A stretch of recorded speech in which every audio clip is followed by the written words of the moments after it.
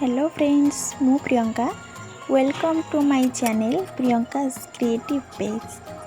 आज मु गोटे छोट रेसिपी शेयर करुँगी जहाँ मोर बहुत पसंद।